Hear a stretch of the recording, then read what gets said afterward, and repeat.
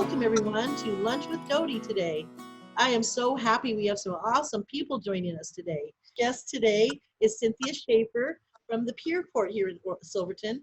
Peer Court's just a fascinating program. I've been working with them quite a bit over the years, and she'll explain how and why. And I never actually got to meet her physically in person until just yesterday for this particular format. So it was so crazy. I mean, seriously, at least 10 years, huh, Cynthia? I would say. How long have you been doing it? I've been here 20. Yeah, oh, okay. I remember working with you in the nursing home with some of the students who needed community service. So it could be at least 15 years or so. We go back a ways. Yeah. So today's lunch is going to be provided compliments of Milltown Pub. It's going to be their awesome Blues Burgers, which is blue cheese, bacon, homemade burger. It's being made right now for me and will be delivered. So their hours are basically noon to 8, but they have a new menu, and they're at 1405 Mill Street. But I'd say call ahead, 503-874-4447 if you want to double check their hours and time. But their patio right now, this time of year, is beautiful. They have this awesome outdoor patio that's landscaped with some great flowers, a little pond and some water features. And it's great for social distancing and you're outside. It's really worth checking out. With that being said, Cynthia, have you ever been to Milltown Pub? Yes, we have. We've eaten there often, and not for about a year, but because we were gone, but we love sitting out on that patio. It's really relaxing. Great. Well, Cynthia, tell us a little bit about yourself and the peer counseling program. Peer Court, I'm sorry. Peer Court, yeah. So we've lived in Silverton, my husband and I and my kids. We've lived here since 1996. I did work for the school district for several years in different capacities, but in about 1998, I think it was, 1999, the police chief approached me. It was kind of a new idea at the time to see if I would like to develop a peer court program. It's a diversion court program, meaning it diverts kids from the regular path to give them a different accountability experience if they get in trouble with the law. And so the idea is that rather than being judged by an adult judge, they actually get their consequences from youth, from other kids. So it took about a year to develop the program. There was some precedent at that time. Staten had a good program, and so we didn't have to reinvent the wheel, but the neatest part about peer courts is that you can actually take sort of a core program and you can completely alter it or adapt it to fit the community that you live in. And so the Silverton Peer Court really is unique. There's no other community like Silverton, which anybody who's lived here kind of understands that we're our own entity. Salem has one, Staten has one, Kaiser has one, and we're similar, but we're different. And that's because of where we live. And so it's kind of cool. It's kind of neat that way. We started the program in November 1999. Criminal Mischief over at Silvertown. I like that name, Criminal Mischief. It doesn't quite sound so harsh. Yeah. Well, to the people that were involved, I'm sure there were something like 60 pumpkins that were smashed. So kind of cross that line, and that's the whole point. It's like, if it's 1 or 2 pumpkins or something, you're going to kind of deal with it. But once you cross over into, then it becomes something a little bit different. And it's not a hammer down Texas style justice, but it's more of just things like, giving that kind of awareness that this is the community, be connected to it, who you've affected. And that's an important piece of the whole thing, is that really understanding that nobody lives on an island and that every single word and action affects somebody else. And how do you want that to look? How do you want to impact that? And not fixing something that's broken, but giving kids tools that if they choose to fix it, then there's ways to connect. And It's just been, you know, not in 20 years, 21 years have I ever been bored. That is for sure. Lots of variables, lots of different types of personalities that come through. But yeah, it's been really a incredible program. That's awesome. Yeah. So on an average, how many youth come through? In the last 10 years, it's been maybe 60, Mhm. 65, 70 kids come through. In the beginning years, when accountability was still kind of new, and kids were not aware of peer court as much, then we were up in the hundreds. But once the word got out that, you know, there was going to be some accountability, then there became a little bit more thinking before you act kind of thing. I have 4 volunteer judges. I had 5 when one kind of retired. Several of them have been with me since the beginning. So 20 years, these adult judges have been invested in the youth of this community, which is really amazing. They don't leave, you know, they come in, they volunteer, and they stay with the program because they just love it. But one of the things that we recognize is that probably the most valuable consequence, which is kind of a mandatory consequence, and we say that not with harshness, but just because we think it's that important, it is mandatory, is that every single youth who comes through as what we would label an offender, someone who has broken the law, has to deal with a situation, Mhm. has to serve as a juror in somebody else's case at least one time, and usually 2, sometimes 3. Now they're sitting on the other side. Their empathy level is so much higher, and yet it also helps them sort of a bird's eye view, like, oh, that's how a parent is affected. Oh, but also kind of invalidating the fact that just because you've done something wrong, you've made a bad choice. I don't call them mistakes. Mistakes when you trip on somebody, you know, but you've made a bad choice. It doesn't mean that you don't still have a valid voice. Right. And so that's the other really cool thing, is that when they sit as a juror, they get to experience that empowerment of, I can still think right. I can still, what I think still matters. Mhm. And that's really powerful. I've worked with a lot of youth in this community in my different jobs, and I've always found that the community service youth from the peer court, they all seem to really try, and they really put a lot of effort into this to make it work, which is really nice to see them being accountable with that community service, doing what they need to do. Very seldom have I ran into, you know, maybe a couple of boys once or twice who are like, I have to do this, and you know, I'll just do what I have to do. And but usually they're pretty friendly, accountable, very uh,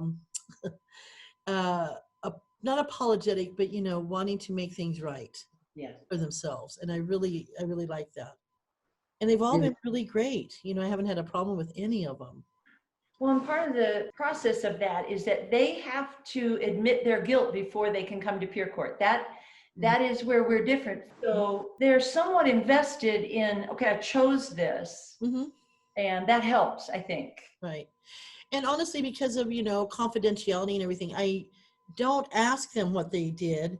About 90% of the time they'll offer that up, you know, but I don't push it because I know it's a potentially embarrassing thing also for youth. And I don't want to make it any harder on them than it already is. You know, oh, you should. Already, that's what I said. I've been told I'm too nice. Make it really hard.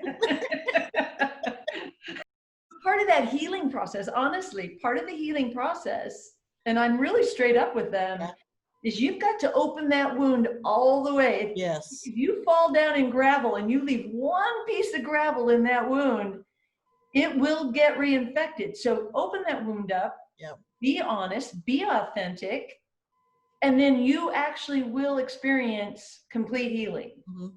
And that's important. They don't have to tell you, and you can ask if you want, but maybe them being able to own it in a way that they shouldn't be embarrassed, but they own it because they're making a difference now is kind of important. It's like being a parent to all of the children in all of Silverton. Oh, I also noticed the parents, a lot of times the parents are very receptive and involved, especially if the youth is maybe under 16 and Mhm. needs the transportation or whatever. I work real closely with the parents too on the students or the youth schedules so they can get back and forth where they need to go. And I found all the parents that have been involved have been very caring and wanting to be involved and wanting to make this right. Yeah. And I like that. I like that extra support. I sometimes assume that if a youth is getting in trouble, there's not a lot of family support at home. And that's not always the case. Mm-mm. Especially in Silverton. Mhm. In Silverton, we actually have a unique situation where we have a juvenile municipal court, Okay. and that is separate than us, but we have a juvenile municipal court, which most cities have a municipal court, which is where adults go for traffic tickets and things like that.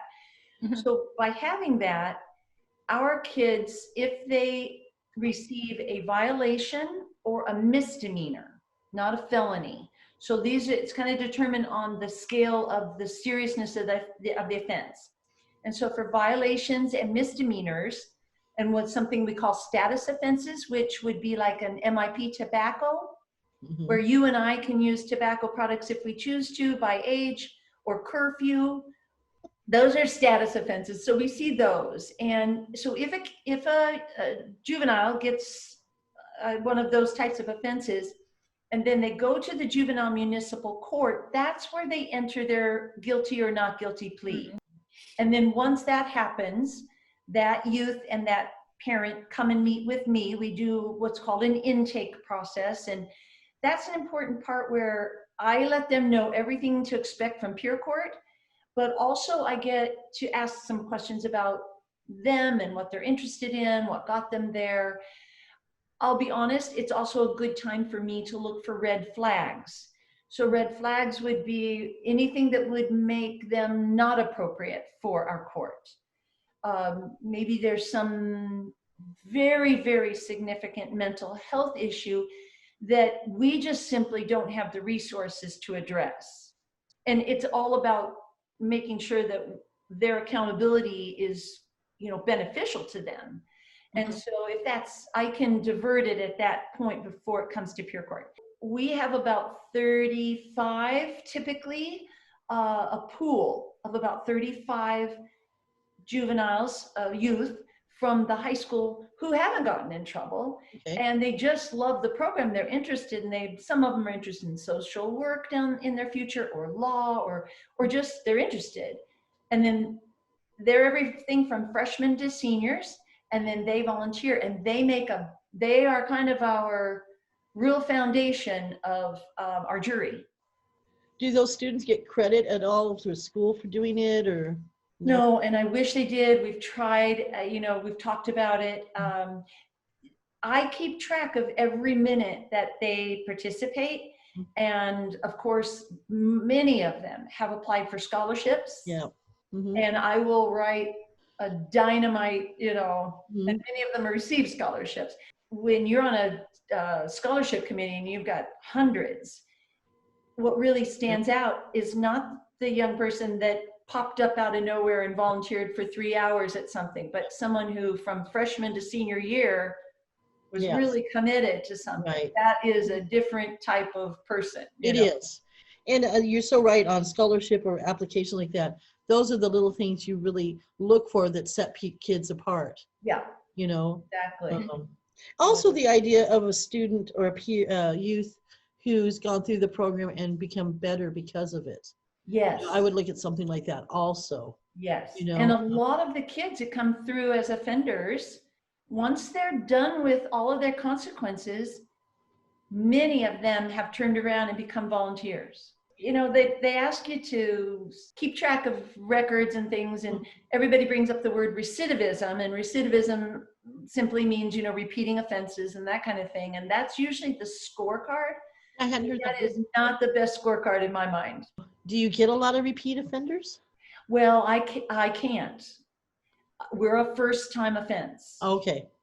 There's some gray area there. So if I have a 12-year-old that comes in and maybe they got a curfew at 12 Yeah. or, something. Yeah. And then at 16, they come in, or 17, they come in. I will take them. Yes. But there's just that gray, but typically no, we're first time. We try to get their attention and. Right. Yeah, no, that makes a lot of sense, because if you can get it right then at the beginning, you'll stop other problems. It's so easy to kind of go, okay, well, they hit middle school, they hit high school. But that's like when you have to step it up as a Yes, parent. it is. And so sometimes peer court's good because it just sort of brings everybody back to focus. No, I totally get that. Even with my daughter at 30, I'm still having to parent and be, but I don't think that role does always really go away, even if they don't live with you anymore. That's right. Well, Cynthia, so you've been in Silverton quite a while. Yeah. That's awesome. Yeah, love it. Where are you from originally?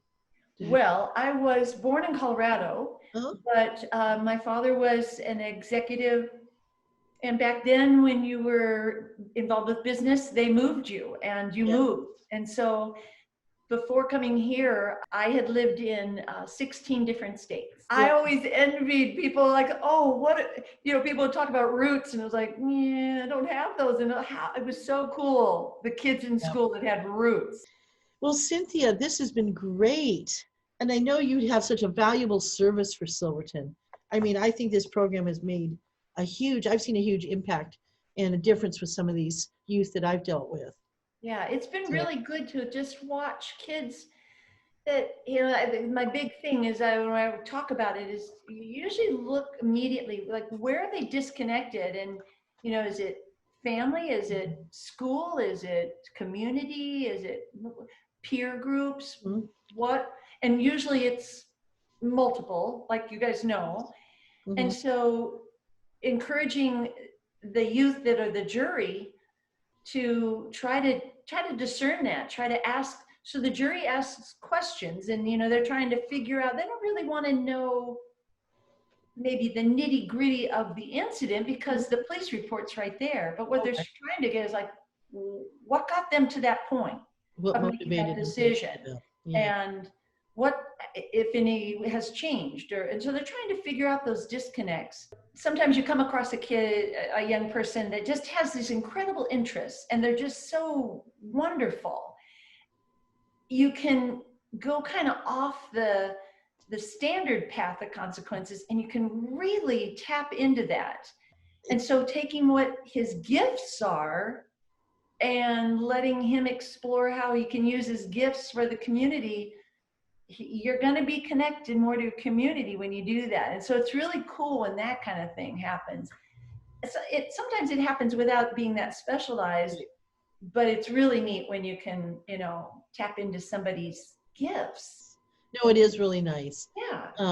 I remember helping a young man, not necessarily through peer court, but he had some challenges in school, and he needed some volunteer service and to learn some basic social skills, some job skills. And we were able to work with him, and I worked with Safeway and got him hired up there. And that's just a good feeling. You're right, when you can help facilitate a life change or a goal for our youth to meet. Right. It helps them in our community. Right. It's a great feeling. Every time I see him working, I'm like, this is awesome.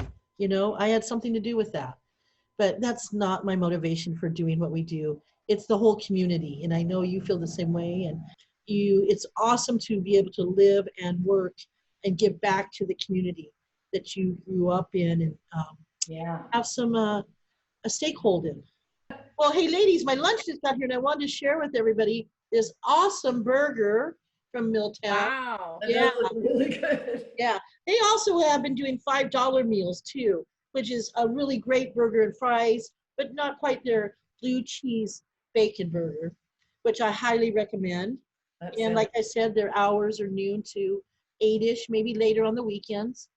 And they have that fabulous patio for sitting out on. Do we have anything more to discuss today, ladies? What I hear a lot of times is, how can kids get involved, and Well, how about parents or adults? Is there, I suppose it's not appropriate, but it'd be almost really awesome to come in and observe the peer court sometime and see their interactions, but that might not be. No, it's okay. Okay. Yeah. I'd be real interested in that. Yeah, very much. We've had, as long as you just would call ahead, the Peer Court office number is 503-873-1995. Awesome. Yeah, pretty easy to remember. And so you just call and let me know that you'd like to come observe. With COVID, it doesn't look the same as it would in a normal setting, but we've made it work. The kids have been amazing. I mean, they're wearing their masks without any challenge, and they're Awesome. just Yeah. being amazing. But definitely, especially when if we see this COVID thing turn around, we could definitely have people come. But Right. most people come in, it's real cute because people come in interested, but they kind of think, oh, that's a neat program. Yeah. And when they walk out, they're just like, holy cow, That's a real program. these kids are intense, and Yeah. I wouldn't want to be in that chair, you No. know. And they're not mean, but they're boom boom, Hold you people know. accountable. Yes. They take it seriously, and that's the way it should be. They really do. It matters to them, and it's very, very cool. We have we just have some incredible youth. You guys know it, Yeah. but for anybody listening out there, if they want to know it, one thing I like about the senior center, which I think I just will say this, is that I'm like you, Dodie. Anything multi-generational, I am going to get 110% behind it, because older people should not be afraid of youth, and youth should not be disconnected from older people. And I see a lot of that. Yes, we do. I've seen a little bit of a difference. Maybe it's because of COVID or our society changes. We do see a lot of multi-generational families now together, but I haven't seen as much of that until now, maybe. And maybe it's because now I have multi-generations living with me also, and as I age, I see some of that happening just out of convenience for finances or our physical reality. But, it's something I've always tried to embrace, is multi-generational. I think there's that full circle. We can learn from each other and be more cohesive society. The only thing we hear about is what's in the media, that kids are this, and they're amazing. They're absolutely, I am not at all afraid for the future of the kids coming out of Silverton. No, very resilient. And yes, we have a lot of negativity going on right now. So it's nice to see something positive coming out of it. Well, and that's one of the things the judges and I talk about a lot, is that it's obvious, or it's more obvious, that the program is good for someone who's gotten in trouble with the law. But what the kids learn who are volunteers, like if there's grandkids out, if somebody has a grandkid out there that they think would just be wonderful, call me, or have the youth call me, because if the youth calls, they're more invested, I think. Right. But what they learn about how to have a voice, how to have an opinion, how to speak it to a group that you're maybe not connected with that much, but also the balance of that, how to listen to other people's voices. And then they have to come to consensus. So you and I, Dodie, don't agree, but we have to agree. That's right.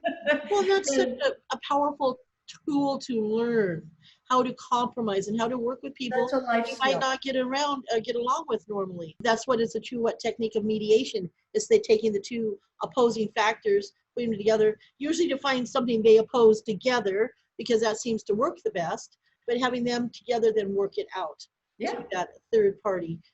Also, I was going to ask Cynthia, how do, if someone's watching this and they have a business or organization that might be interested in working with you as a community service spot, how do people go about that? Yeah, good question. Well, so my board has decided that it does need to be a nonprofit agency. So that would be number one. And then all they need to do is, again, 503-873-1995. We got that. Yay, yeah. Call me, and we could just we can talk about what that would look like. The challenge sometimes is that you do need to have a way to supervise them. Yes. I don't come with the package. Right. I understand that. That's very true. Yeah, The other- so that's a challenge. But most of the kids, I'd say 90% of the kids are self-initiators. They're hard workers. They understand that if they get sideways in their community service, that's not going to bode well for them No. in accomplishing the end goal. And so it isn't a huge problem, but you can't just leave them. No. That kind of defeats the purpose. Yeah. Also of trying to give them something fun to do versus something that's not fun. When I was down at the nursing home, I had an administrator one time because I was doing activities and events. Usually the students help me with the residents or help me with an event. And I have to say we're trying to have fun events as it is. So this particular administrator thought that the students were having too much fun. So she actually, I wasn't there that morning, she had them actually take toothbrushes and clean the windowsills. And I'm like, are you kidding me? That's not teaching them anything. You know, they need to interact with these seniors but that's okay. She didn't last. I lasted longer than she did. Now here at the senior center, I don't have as many needs as I did at the nursing home. Up here, because we don't have that one-to-one need, or am I planning events and activities, they do a lot more physical things. They'll be weeding. We do a lot of yard work here. But they also do some fun things, help decorate, or when we were doing events, help me set up tables and chairs, that sort of thing. And in this particular situation, we're a little bit more flexible with the time frames, because I think one of the problems the youth have is that they are trying to find their volunteer service hours and still go to school, or maybe they're working. And so, an 8 to 5 type of a business, it's harder to find them hours to do things. Right. Here, I was doing weekend things or evening things. At the nursing home, there's always things going on. So that was an issue. Up here, it's a little different. It's usually a little bit more physical, but there's all kinds of things that they could do. Meals on Wheels is separate from you, Yes. but it's here. And Yes. a lot of them help with Meals on Wheels. Yes, they will. If they have that time frame, they can. Meals on Wheels is a typically 8 to 1 or 2 Monday through Friday job. Right. Where sometimes I needed help on weekends. The nice part about the way we're set up is typically they're given a list of community service options. So if somebody would, has something and they're interested, there's organizations out there that I'm not aware of. Mm-hmm. And I'd love to add them. So I need Right. a contact person and kind of a general idea of what it is. And then I give them the list. I give the youth the list and they choose. So that's an important piece, because if I tell them where to go, Mm-hmm. they're going to be more resentful. But if they are looking on there and going, okay, that sounds good to me, then they're not resistant to weeding because they chose to go there. Right. I'm honest with them. This is probably what you're going to do.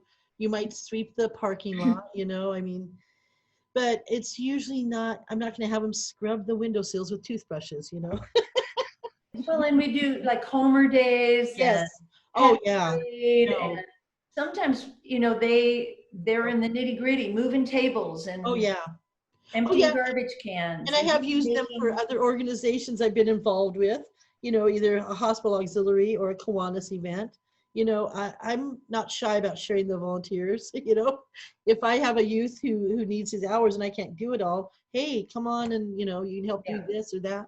Also, we have the revamped thrift shop. Yes, and I love it. Yes, and I do think we get some students down there too, or youth. And that's particularly very valuable because they learn a lot of job-related skills there that they don't necessarily from me. They learn retail, they learn cash registry, and counting out cash, and it's great. We could use more students down there. And they help with food bank and yes, with SACA. That's always been a good one.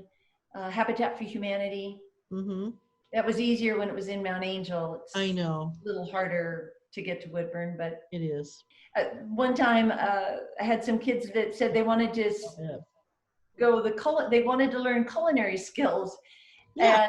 And so Oak Street Church has a great kitchen. Yes, they do. And they allowed, and I have food handlers, or I did, I need to renew it, but So I went in and we made so much granola in 4.5 hours. Yep. But they loved it, and they're interacting with each other. And then we took the bags of granola and we took them over to SACA. That's awesome. There's always that kind of stuff that we can kind of do Right. too. So. That's great. Well, gosh, thanks you ladies for joining us today, and Cynthia Schaeffer from Silverton's Thanks for Peer having me. Court. This has been great. Well, I hope to see you again soon. Take care.